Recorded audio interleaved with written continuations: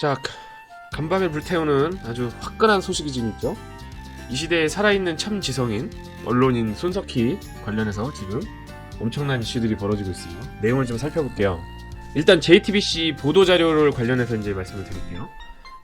2017년 4월 손 사장이 접촉사고를 냈는데 A씨가, 김씨가 그 사실을 알고 찾아와서 기사하겠다고 협박을 했다는 거예요. 그래서 정규직 특채를 노렸다, 요구했다, 이런 내용이죠. 그리고 손 사장이 이를 거절하자 화를 내서 흥분하길래 정신 차리라고 손으로 툭툭 건드린 것이 이번 사건의 전부다 라고 지금 밝혔습니다. 그리고 손 사장은 이 내용을 지금 공갈 등 혐의로 검찰에 지금 고소한 상태예요. 반면에 김 씨는 이렇게 국민일보와의 통화에서 말을 했죠. JTBC 보도자료는 언급할 가치도 없는 거짓말이다. 탐사기획국 기자직 채용은 손 사장이 먼저 제안했다. 그리고 향후 경찰 조사에서 모든 것을 밝히겠다라고 말했어요. 양쪽 입장이 많이 달라요.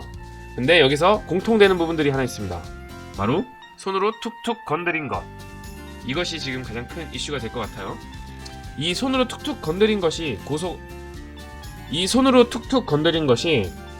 폭행이 되느냐 마느냐, 이 부분이 되겠죠.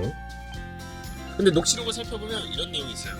폭행 사실 인정하고 사과하시는 거죠? 라고 그 피해자가 물어봤고, 손석희가 이렇게 말을 하죠. 그래, 그게 아팠다면 폭행이고 내가 사과할게. 당시에 그 둘이 만난 상황이 어떤 형태인지는 모르겠지만 분명히 손석희는 녹취록에서 이렇게 인정을 했습니다. 자기 스스로 폭행했고 미안하다 라고 얘기를 한 거죠. JTBC 뉴스 기사를 인용해서 한번 이 부분에 대해서 평가를 내려볼까요? 네. 피해자의 목소리가 증거입니다. 이 경우는 가해자의 목소리가 증거가 되겠네요. 본인이 스스로 때렸다고 했으니까, 그죠? 근데 중요한 것은 이 부분인 것 같아요. 좌파 인사들이 그렇게 좋아해 왔던 우리나라의 가장 청렴한 언론인으로 불리는 손 사장. 이 사람이 하는 행동이 결국에는 내로남불의 그 극치를 다시 보여주는 거예요. 보세요. 사실과 주장은 엄연히 다르다. 폭행 의혹을 아예 일축을 했다고 하죠. 그럼 뭔가요? 손으로 툭툭 쳤다라는 거는 본인 입장이었는데 그건 폭행이 아니라는 것인가요?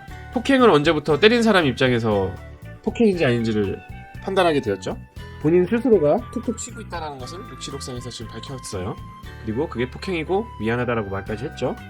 그럼 여기서 관건은 이 손으로 툭툭 친 것이 무엇이냐 이거예요. 이게 폭행이 성립이 되냐 안 되냐, 이게 아주 중요하지 않을까 싶습니다. 그렇다면 네이버에서 지식인들, 변호사들이 답변한 내용을 한번 살펴볼게요. 물론 상황의 정황은 아주 중요하지만 살짝 닿기만 하더라도 이것은 폭행죄에 해당한다. 하지만 아주 스치듯이 이렇게 약한 폭행이라고 신고가 되는 경우를 말하겠죠. 이런 식으로 스치거나 별다른 그 충격이 없을 경우에, 이런 폭행의 경우에는 폭행의 죄는 성립이 되더라도 보통 처벌이 안 된다, 이거. 기소유예 정도로 끝나거나 현장에서 그냥 그 마무리를 짓겠죠. 이런 수준으로 끝난다고 해요. 근데 중요한 건 이겁니다. 이거는 폭행이란 뜻이에요. 이 말 자체는 폭행죄가 성립이 된다는 뜻입니다. 죄가 있다라는 뜻이죠. 죄가 있으나 너무 경미해서 넘어간다, 아니다, 이런 건데, 지금 피해자의 경우에는 3주 진단서를 어떻게 맞은 건지는 저희가 알 길이 없기 때문에 3주 진단서를 지금 발부를 받았고 이걸 같이 제출을 한 걸로 나와 있어요.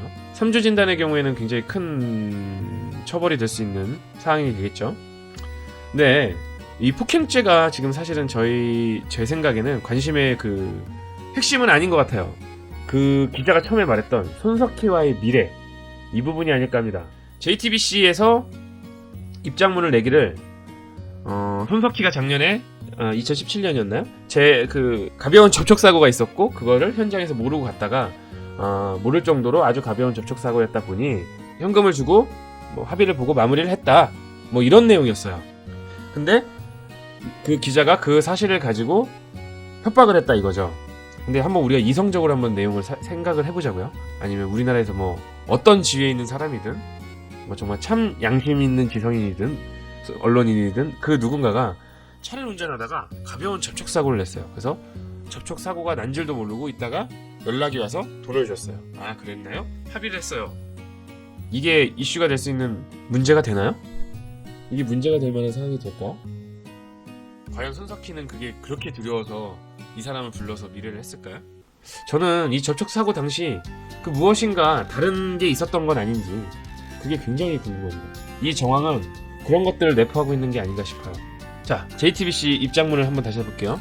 주차장에서 후진하다 견인 차량과 가벼운 접촉 사고를 냈다. 자비로 배상을 했다. 과연 이 주차장에서는 무슨 일이 있었을까요?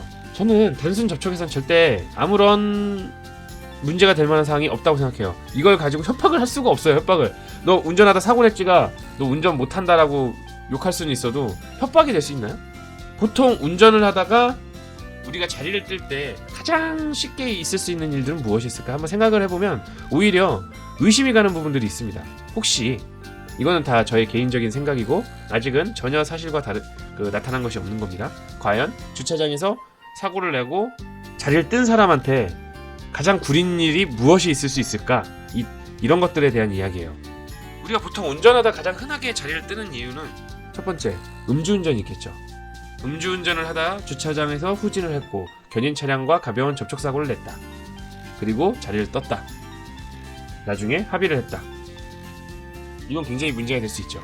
손석희 같이 참 언론인의 양심 있는 지성인에게는 있을 수 없는 일이니까요. 또는 주차장에서 누군가와 같이 있다. 같이 있어서는 안 될 사람과 같이 있다가 후진을 하고 견인 차량과 가벼운 접촉 사고를 냈다. 그래서 나중에 합의를 했다. 뭐 이런 정도의 시나리오를 생각해 볼 수 있겠죠. 그게 아니고 뭐 다른 게 있을까요? 과연 그날 주차장에서 무슨 일이 있었을까요? 단순히 주차 후진을 하다가 견인 차량과 가벼운 접촉 사고로 그렇게 오랜 기간 동안 그 A씨가 자신을 협박했다. 저는 절대 있을 수 없는 일이라고 생각하고요. 뭐 물론 여기 있는 내용들은 전혀 지금 현재 뭐 사실과 밝혀진 게 있는 게 아니라 저의 개인적 내피셜이니까 너무 확대 해석하지는 마시고요. 아님 말고요.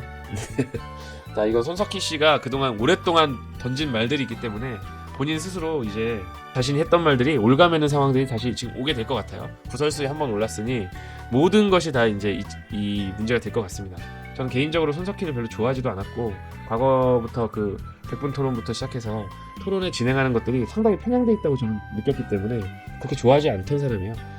최근만 해도 그 김광석 씨 와이프가 그 JTBC에 출연했을 때 저는 손석희 씨 인터뷰하는 태도 자체가 굉장히 편향적으로 몰고 가고 있다는 느낌을 많이 받았었거든요. 그 당시에. 물론 그 아줌마가 굉장히 의식하게 인터뷰를 한 건 사실이긴 한데 참 지성인의 공정한 언론인이 그런 편향적인 형태로 대화를 끌어낸다거나 이런 거는 좀 맞지 않다고 생각을 했고요. 이 사람의 그 태도나 그 사고관이 그런 데서 많이 묻어났다고 생각을 해요. 그러니까 이제 잘 주워 담아보세요.